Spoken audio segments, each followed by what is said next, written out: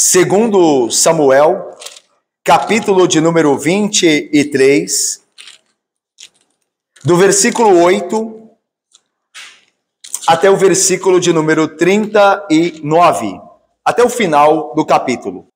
Gostaria que o irmão, por favor, acompanhasse a leitura da palavra de Deus, porque quando a palavra de Deus é lida, Deus está falando, irmãos. O autor de 2 Samuel nos passa então a uma lista dos valentes de Davi. Lembrem-se, irmãos, que nós estamos no epílogo, no final, na conclusão desta obra, primeiro e 2 Samuel. E nós já vimos, resumidamente, os louvores de Davi pelo Deus que o conduziu em toda a sua vida, que lhe deu vitória. Nós temos 2 salmos, 2 cânticos aqui neste epílogo, ok? Que entoa Davi a Deus. E temos 2 listas que nos narram feitos dos valentes de Davi. Nós já vimos uma, quando os valentes de Davi enfrentam os gigantes filisteus, lembram-se? E agora nós veremos mais outra. Isso tudo faz parte do resumo das vitórias que Deus concedeu a Davi através, nesse caso, dos seus homens, dos seus guerreiros valentes. Então nós voltamos a esse assunto. Mas nós temos muita coisa nova para aprender aqui. Vamos então?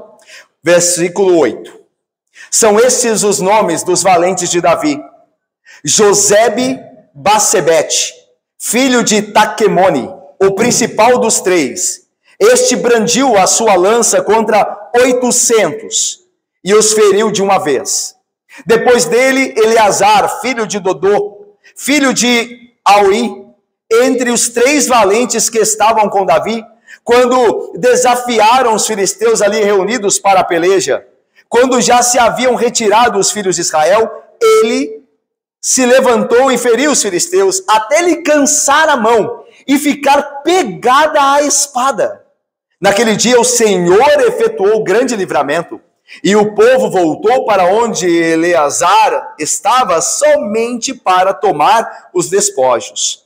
Depois dele, Sama, filho de Agé, o Ararita, quando os filisteus se ajuntaram em Leí, onde havia um pedaço de terra cheio de lentilhas, e o povo fugia de diante dos filisteus. Pôs-se Sama no meio daquele terreno e o defendeu, e feriu os filisteus, e o Senhor efetuou grande livramento.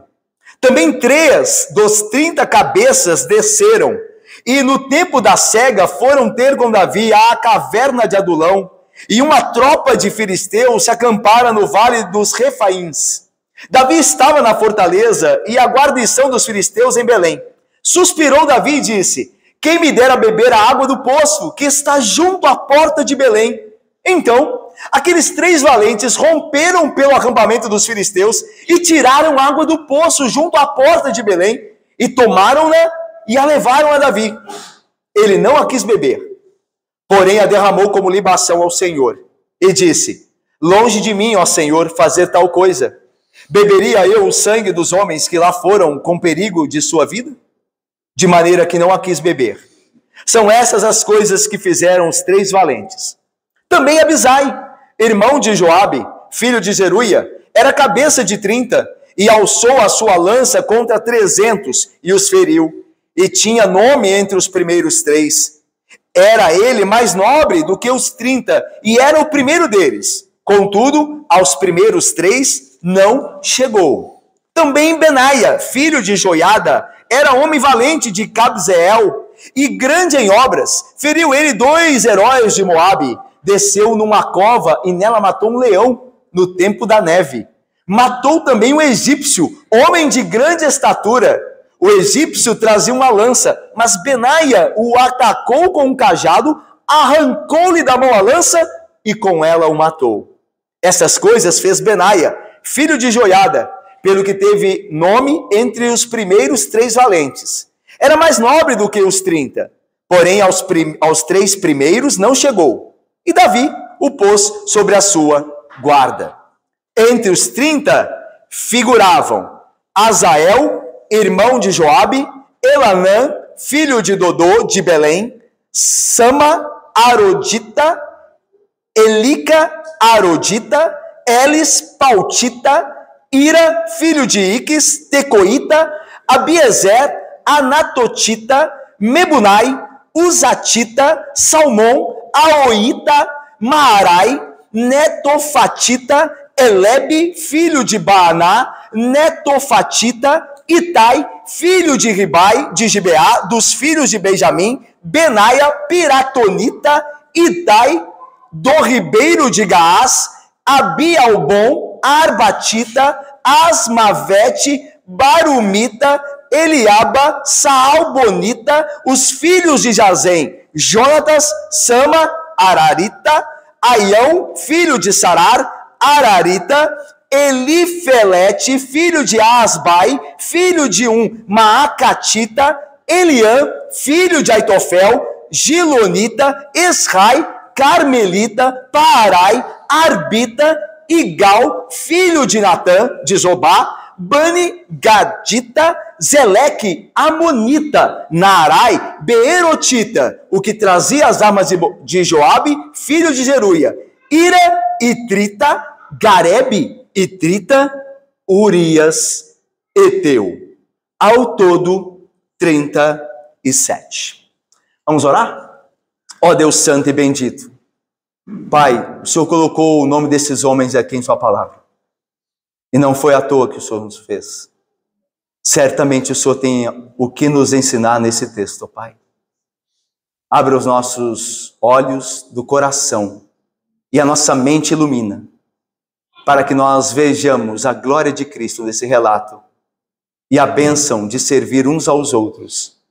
Assim nós oramos, confiados em Ti e no Teu Espírito, com perdão dos pecados, em nome de Jesus. Amém.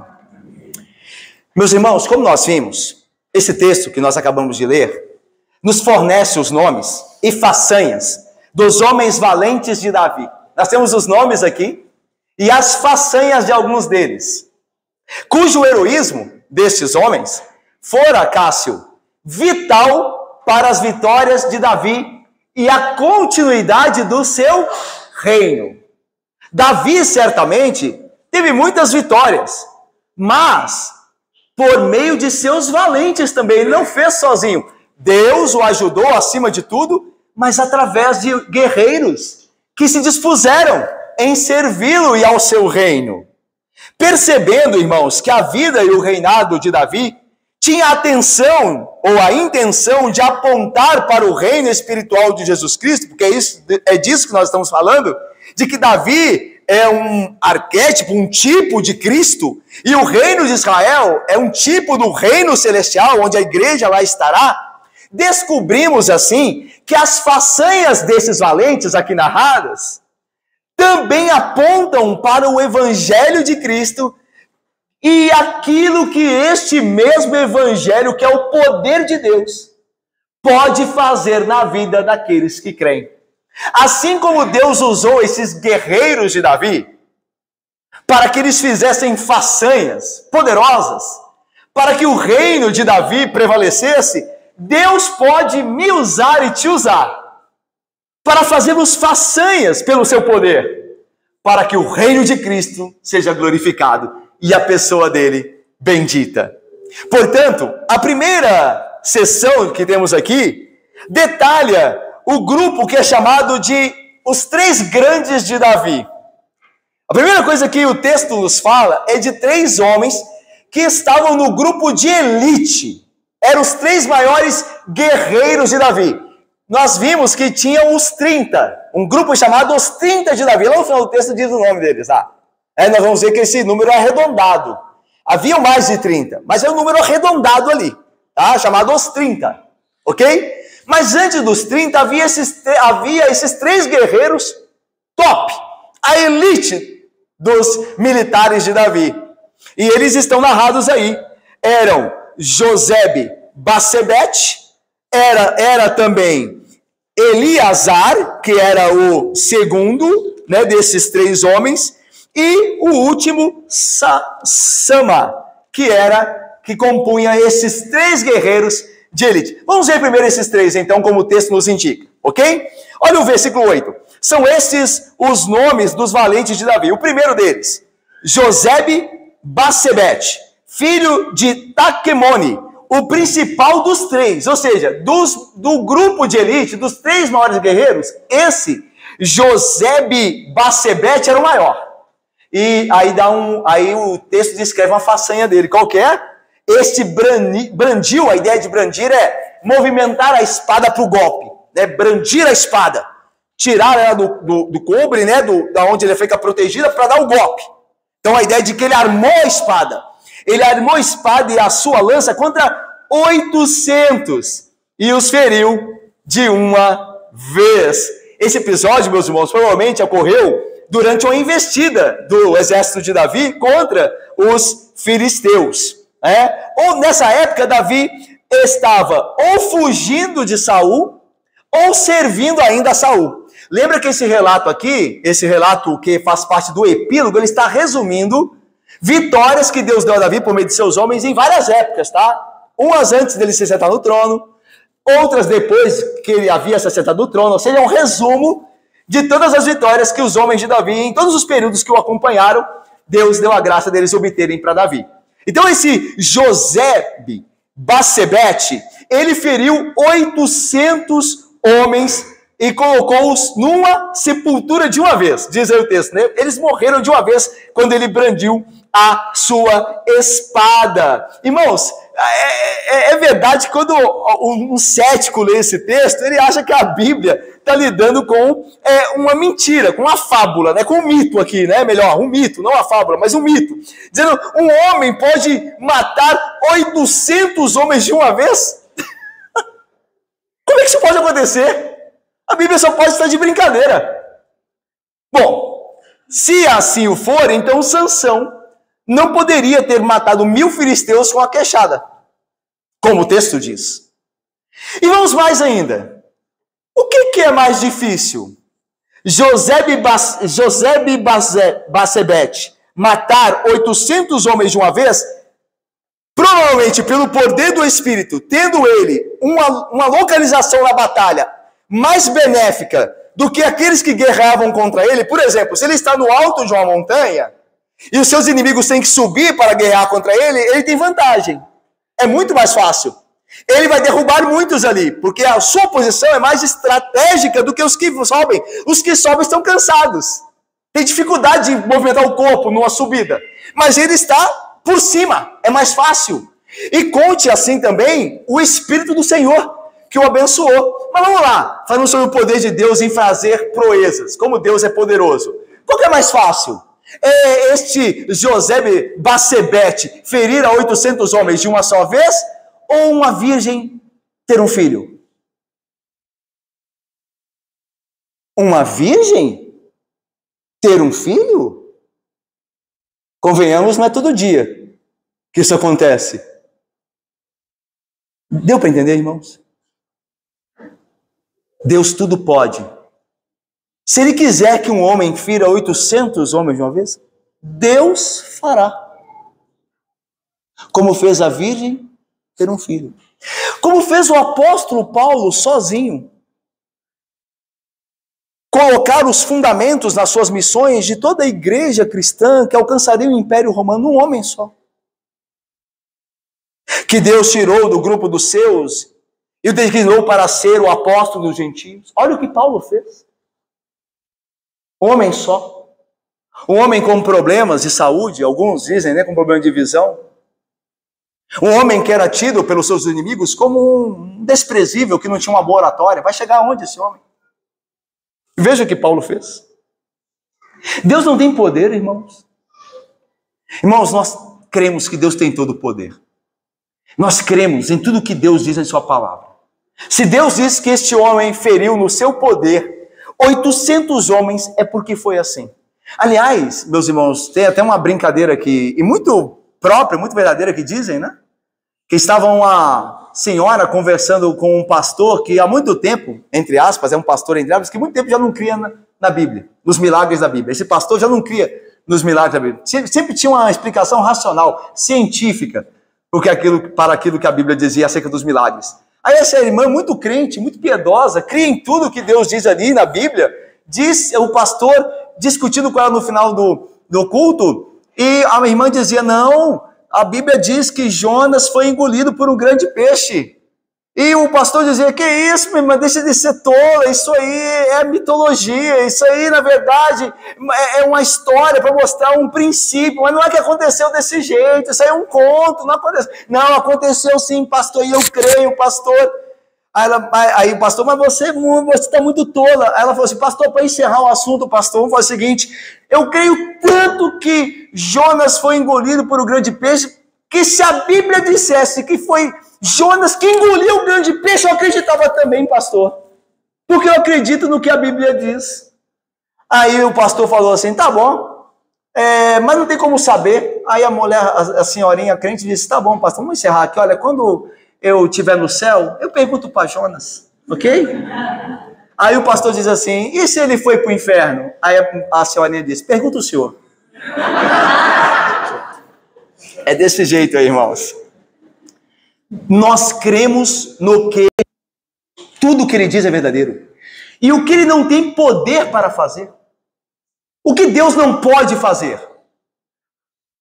Não há impossíveis em todas as suas promessas, irmãos. E é isso que nos mostra esse texto. Quando nos fala das façanhas desses três. Primeiramente, de Josebe Bassebete. Mas vamos mais. O segundo foi Eleazar. Olha aí, versículo 9 e 10. Depois dele, de Josebe Bassebete, Eleazar, filho de Dodô, filho de Auí, entre os três valentes que estavam com Davi, quando desafiaram os filisteus ali reunidos para a peleja, quando já se haviam retirado os filhos de Israel, diz aí o nosso texto, ele se levantou e feriu os filisteus até lhe cansar a mão e ficar pegada a espada, diz aí. Naquele dia, o Senhor efetuou grande livramento, e o povo voltou para onde Eleazar estava, somente para tomar os despojos. É interessante que a narrativa junta desse texto, o texto correlato em 1 Crônicas, conta a mesma história, né? 1 Crônicas 11 conta a mesma história que conta aqui, o mesmo relato. E lá diz que este Eleazar, eles estavam lutando contra os filisteus por um pedaço de terra cheio de cevada. Na verdade, os filisteus entraram no território israelita e queriam roubar a colheita dos israelitas. E diz o texto, o nosso texto também diz isso, que os israelitas fugiram todos, com medo dos filisteus. Mas Eleazar permaneceu sozinho e enfrentou os filisteus e os venceu. A luta foi tão árdua e um período tão grande que a mão dele se apegou à espada, que para tirar depois teve dificuldades. De tanto que ele lutou sozinho contra os filisteus. Meus irmãos, assim Deus continua fazendo proezas no nosso tempo. Pense só em Martinho Lutero, que lutou sozinho contra todo o Império Católico Romano. Sozinho ele se levantou. Quem imaginaria? Será que Lutero imaginaria que nós aqui hoje estamos reunidos, aqui em Caraí, por conta do poder de Deus que se levantou e se revelou nele, para que ele enfrentasse o império. O império. Os homens que se levantaram antes dele foram condenados, morreram na fogueira queimada. Queimados na fogueira, melhor dizendo. E Lutero se levanta, Felipe, Presbítero Marcelo, Léo, André Paiva. Lutero se levanta, porque em Deus, os homens de Deus fazem em Deus grandes proezas. Quando fazem a vontade de Deus. E o que nós recebemos como herança deste homem, como falei, nós temos uma igreja hoje aqui, uma igreja que nasce do protestantismo, que começa não só com Lutero, mas com os homens que morreram também pela verdade antes dele, que como eles se levantaram. Assim também nós vemos um homem defendendo o que é de Israel. Aqui, Eleazar defende o que é de Israel, defende aquilo que Deus havia dado. Assim como Lutero também defendeu a verdade de Deus, a palavra que Deus havia dado. Ele se levantou contra tudo e contra todos.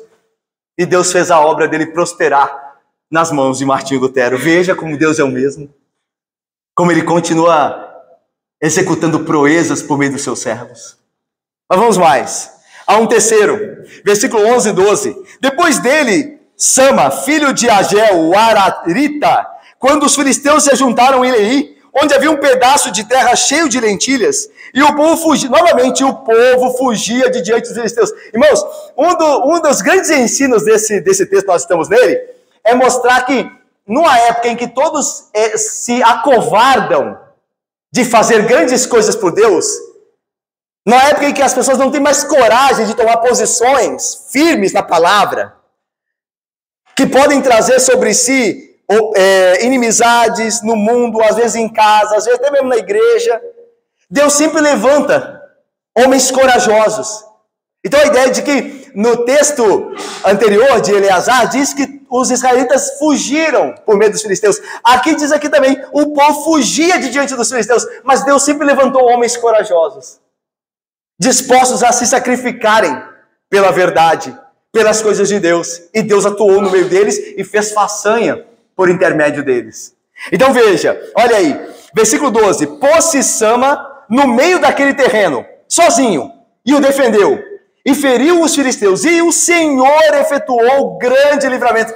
Veja que Deus é quem efetua, presbítero Otto, Leda, Rodrigo, Júlia, Bárbara, Rebeca, Deus é que efetua, Rebeca, grande livramento, Kelly, por meio de seus homens, por meio de seus servos, mas é Ele que está fazendo.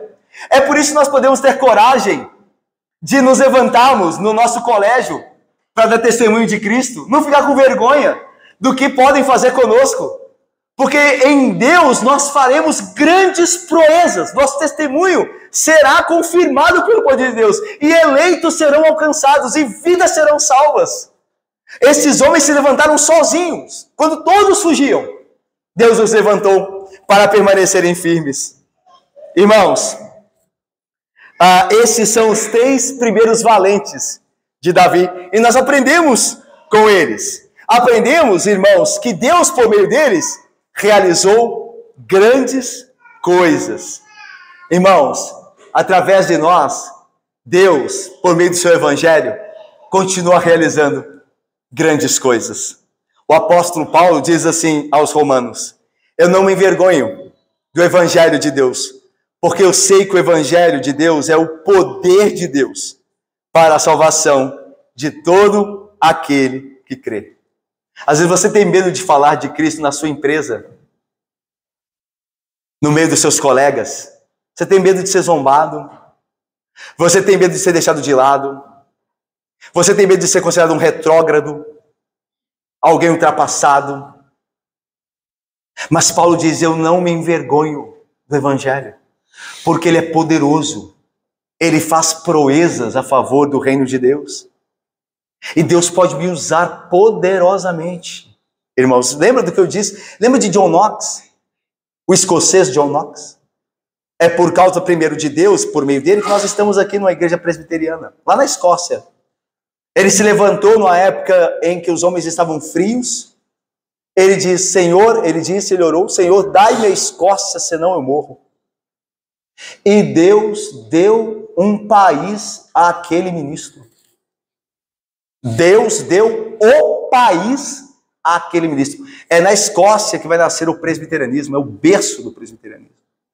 Porque um homem se levantou e orou a Deus: Senhor, dai-me a Escócia, o Senhor tem poder para me dar a Escócia. E Deus deu a ele. A história prova isso.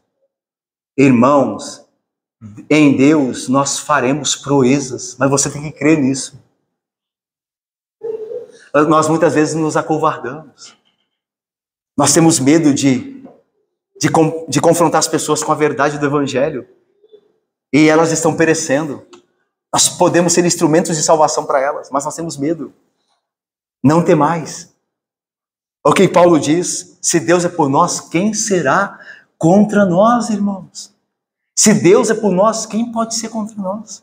Esses homens, servos de Davi, creram nisso e se levantaram e defenderam aquilo que era de Deus, e Deus os honrou. O nome deles está aqui, conservado para a posteridade, conservado na palavra de Deus, porque eles não temeram, eles confiaram que em Deus eles fariam proezas.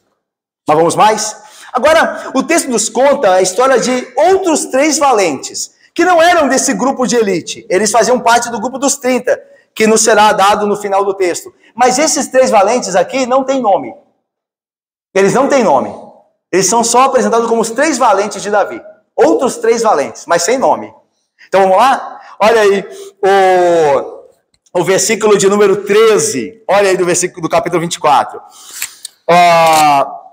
Melhor, capítulo 23. Versículo agora de número 13. 23, 13. Também 3 dos 30 cabeças, então esse agora são outros 3, tá?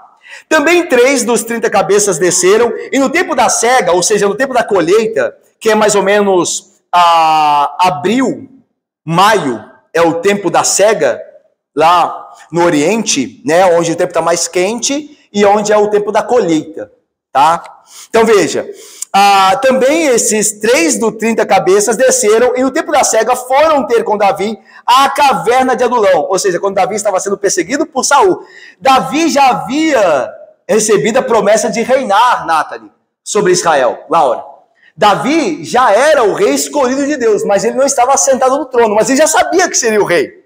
Só que Saul está perseguindo e ele está escondido em uma caverna da região ao sul de Jerusalém, que chamava-se Caverna do Adulão. E aí veja, o texto diz assim, que Davi estava lá, e uma tropa de filisteus se acampara no Vale dos Refaíns. Davi estava na fortaleza, e a guarnição dos filisteus em Belém. Lembra que Belém era a cidade de Davi, lembram-se? E território de Israel, não dos filisteus. Mas os filisteus haviam colocado uma guarnição em Belém. Aí veja o texto que diz, vamos ler juntos? Versículo de número 15, leiamos. Suspirou...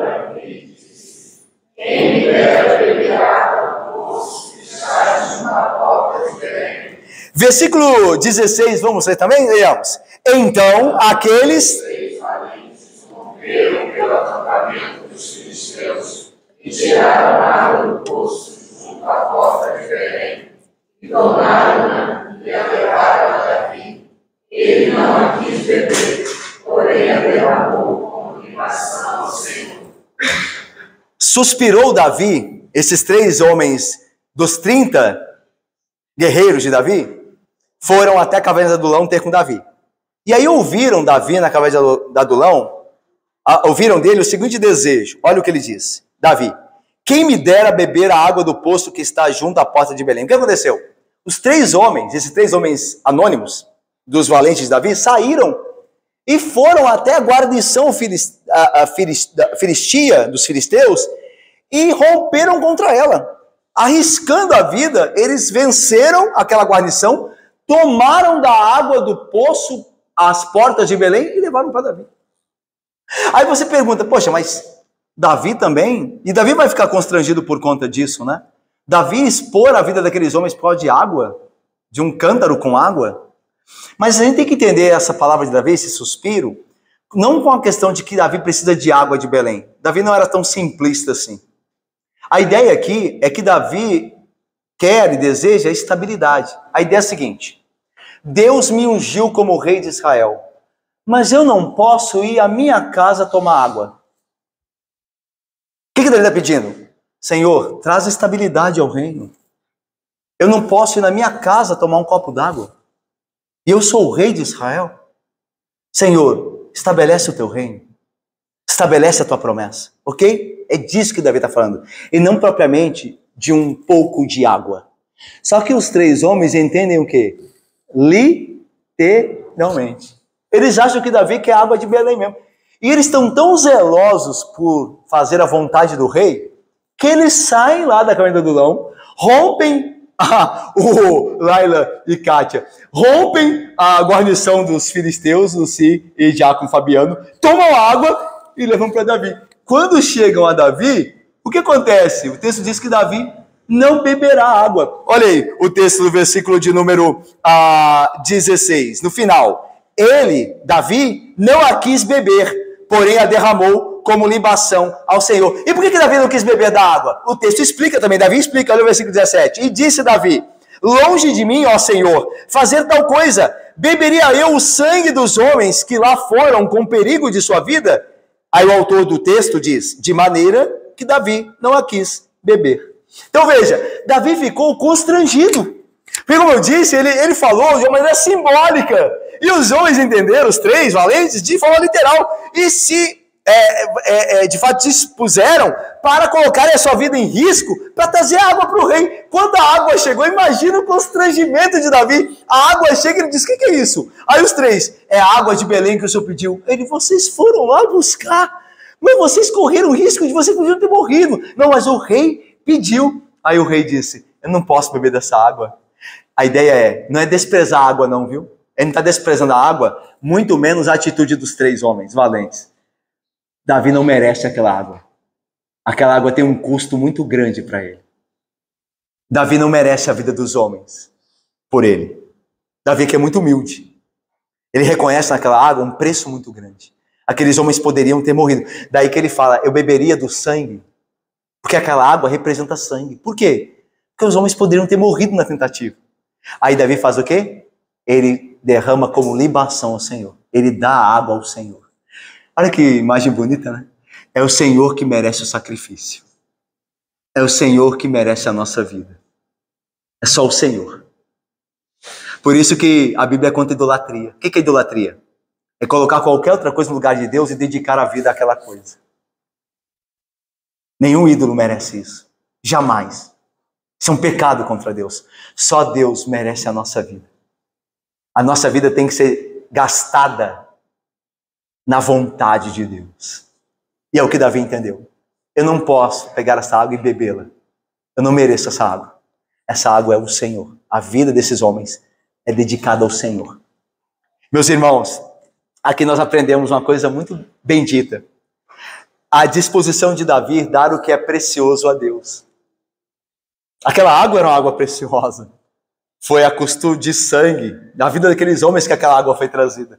E Davi a deu ao Senhor. Você se lembra de alguém que deu algo precioso ao Senhor Jesus no Novo Testamento? Lembra da mulher que derramou um unguento aos pés de Cristo? E os seus discípulos disseram assim: esse perfume é muito caro para se gastar assim. Poderia pegar esse perfume e vender e dar aos pobres a quantia. Aí Jesus diz: os pobres vocês sempre terão convosco, mas a mim vocês nem sempre terão. Em outras palavras, eu sou mais importante do que os pobres. Jesus é mais importante do que os pobres. Porque sem a graça dele, irmãos, nós nunca amaremos os pobres. Sem ele, você e eu, nunca verdadeiramente amaremos um pobre sequer. Nós podemos usá-los para aparecer para os outros, para mostrar virtude, mas não amá-los de fato. Porque o amor que é derramado no nosso coração pelo necessitado é Deus em Cristo que derrama. Por isso Cristo é mais importante do que os pobres. Porque Ele é que nos dá o amor aos pobres. Ele é que nos leva aos pobres verdadeiramente.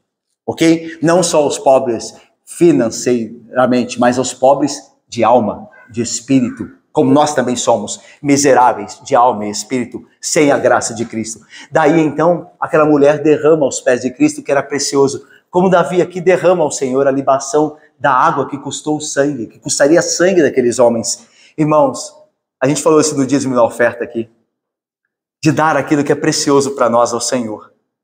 Quando nós dizimamos e ofertamos, nós podemos nos apegar ao dinheiro, mas nós abrimos mão disso.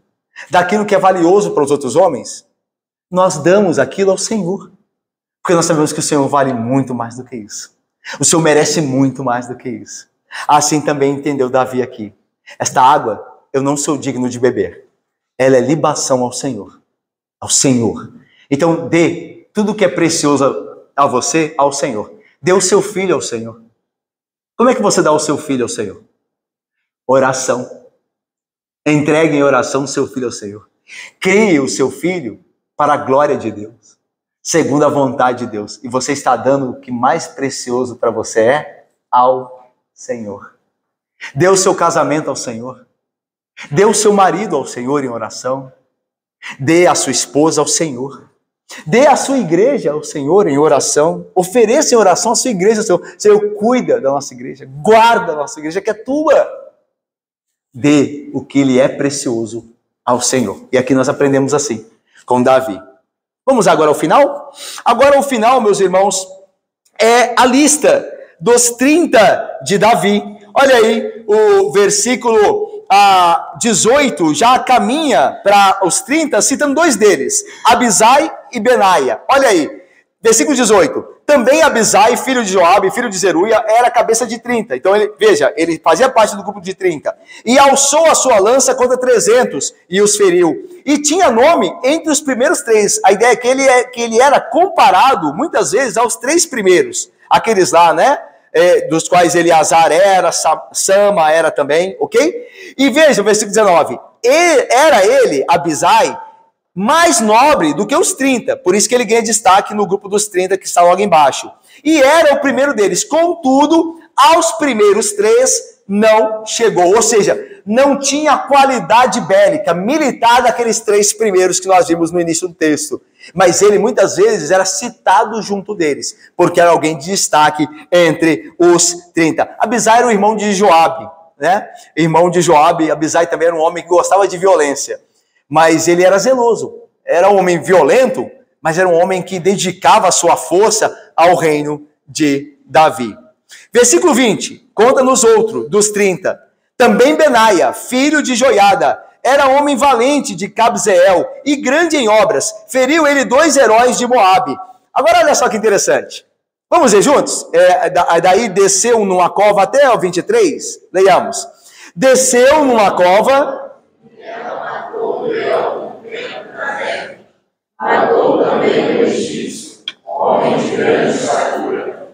O egípcio trazia uma lança, mas Benaia o atacou com o cajado, arrancou-lhe da mão a lança, e com ela o matou. Estas coisas fez Benaia, filho de Joiada, pelo que teve nome entre os primeiros 3 valentes. Era mais nobre do que os 30, porém...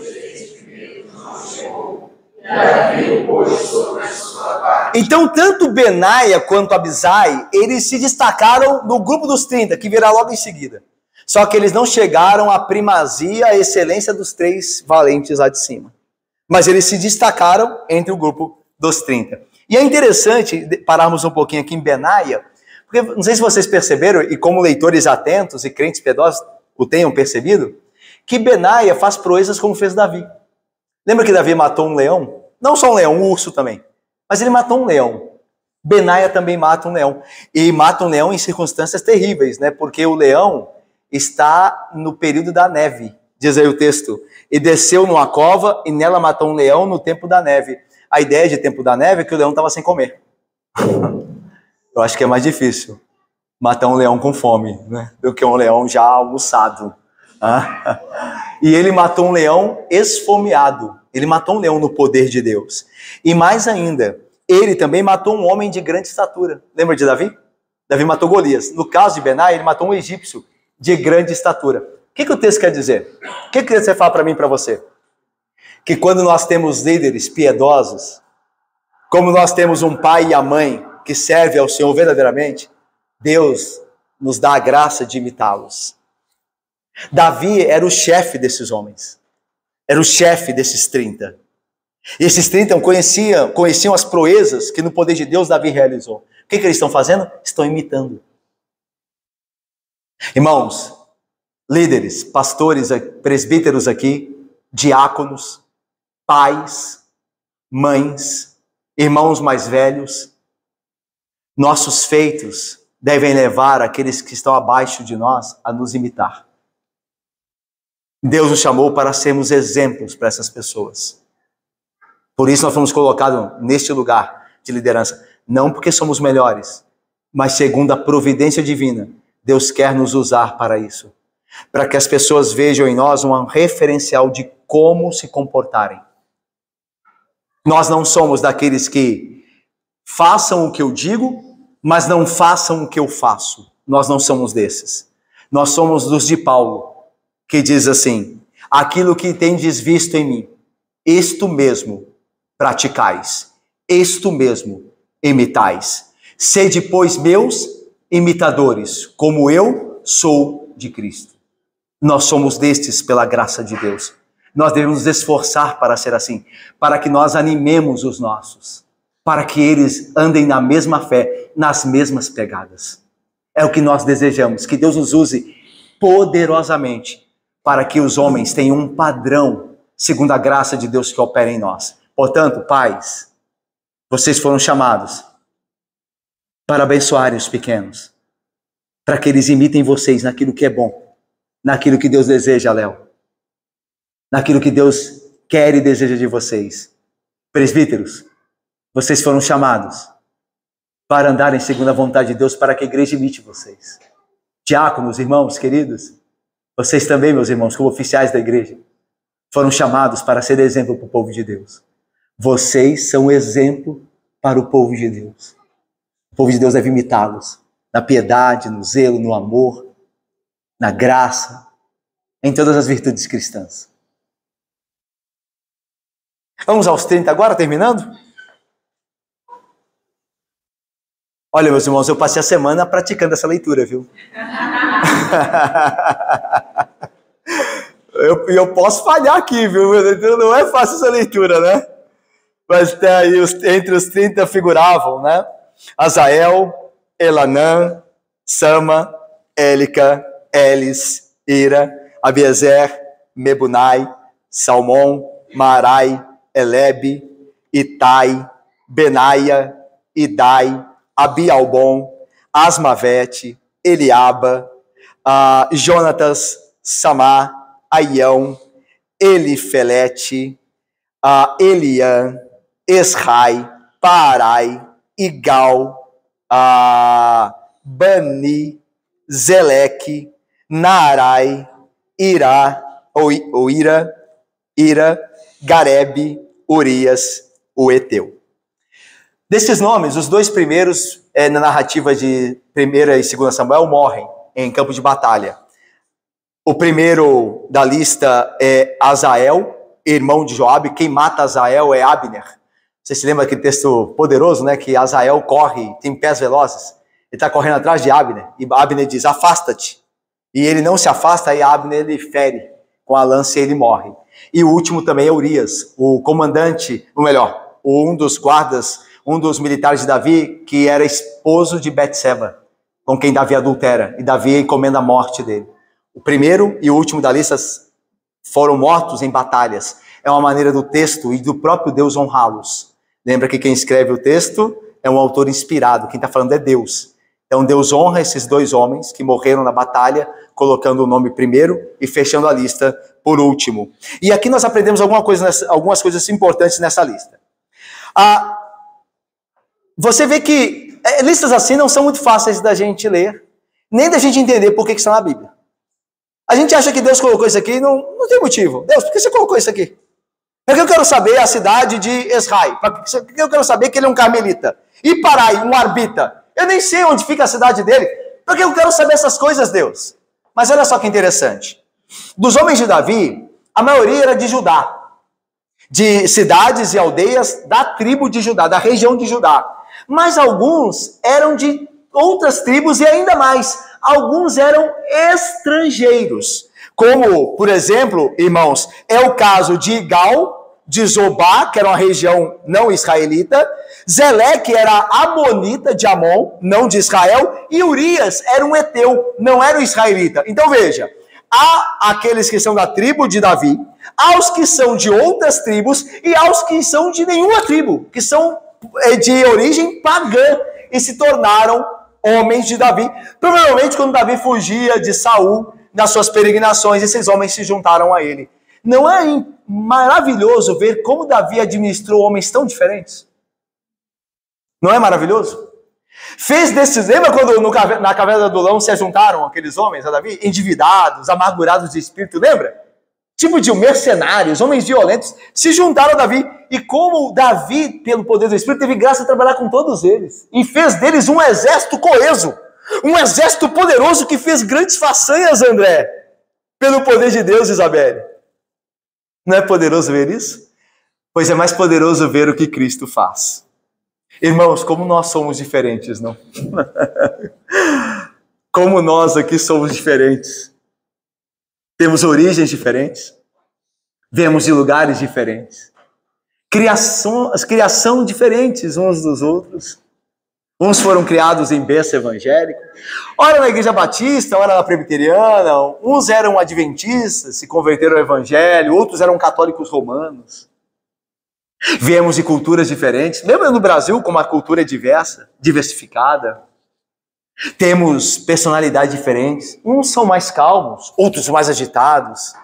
Uns falam pouco, outros falam muito. Irmãos, nós tínhamos tudo para não dar certo. Tudo. Nós tínhamos tudo para não dar certo.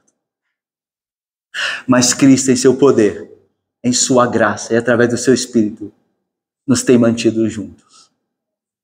Amém, não, irmãos? Amém, não é, irmãos? Graças a Deus pelo poder de Cristo, que transformou o nosso coração e o nosso ser, que nos deu a mesma fé, fez dele o mesmo Senhor nosso, nos deu do mesmo Espírito, da mesma doutrina, e nós temos permanecido unidos pela graça e o poder de Jesus Cristo. Um rei muito maior do que Davi. Um rei incomparavelmente superior a Davi. Meus irmãos, outra coisa maravilhosa é ver como homens desprezados, como eram os homens de Davi, lembra? Homens endividados, homens amargurados de espírito, mercenários, despatriados, homens terríveis, mas que Deus trabalhou, que por meio de Davi se tornaram um exército poderoso e fizeram façanhas maravilhosas. Não é assim também conosco? Deus torna o fraco forte? Não é assim? Olha o que Paulo diz: irmãos, reparai, pois, na vossa vocação da igreja, visto que não foram chamados muitos sábios segundo a carne, nem muitos poderosos, nem muitos de nobre nascimento. É interessante isso, né? Algumas pessoas na igreja são ricas. Algumas. Não é a maioria. Algumas pessoas na igreja têm grande inteligência. Foram dotadas com um QI muito grande. Mas não são todos. Na verdade, na sociedade é assim. Não são todos gênios. A maioria está na média. Mas Deus chamou a nós, não como o mundo, não admirados pelo mundo, mas fracos para o mundo, para nem nós revelar o seu poder, a sua soberania, a sua graça, a sua misericórdia, o poder do seu Espírito. Paulo está dizendo isso. Assim como Davi juntou aqueles homens e fez deles um exército, obviamente também pela graça de Deus, Davi o fez, assim Cristo Jesus também juntou os fracos como nós, os que choram pelos seus pecados, os que desejam glorificar a Deus mais e mais, mas muitas vezes tropeçam. Deus nos juntou para formar um povo para a sua glória. E Ele tem feito isso e levará essa obra até o fim. Ele nos aperfeiçoará plenamente no dia do Senhor Jesus Cristo. Ele é maior do que Davi. Ele é muito maior do que Davi. E eu termino com algo que vocês podem ter notado no final do texto. O texto termina, o último homem da lista é Urias. Podia estar meio escondido, né, Urias? Melhor, podia não ter o nome dele ali, né? Porque afinal isso lembra o quê? O pecado de Davi. Não é impressionante o nome de Urias estar aqui? E ser o último da lista? O que o texto quer dizer? O que Deus quer nos ensinar? É que tudo que Davi fez foi pela graça de Jesus Cristo. Pelo perdão de Jesus Cristo. Davi era um homem como eu e você. Um pecador. Um miserável pecador. Um homem carregado de pecados.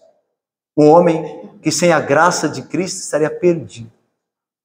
Mas um homem que creu na misericórdia de Deus. Que creu no Cordeiro que deveria vir. Que creu no sangue que o purificou. Lembra? Senhor, lava-me com ensopo e ficarei limpo. E ficarei mais alvo do que a neve. Eu sou sujo, Senhor, mas o Senhor pode me lavar. Em Ti, Senhor, nós podemos fazer grandes coisas pela Sua graça e misericórdia. Não é poderoso isso? Deus pode te usar poderosamente. Mas pastor, eu sou um pecador. Davi também era. Davi era um assassino, um adúltero. Davi foi um mentiroso. mas foi um homem que se arrependeu dos seus pecados e que confiou na graça e na misericórdia capacitadora de Deus e do seu Filho, o Messias prometido, o Senhor Jesus.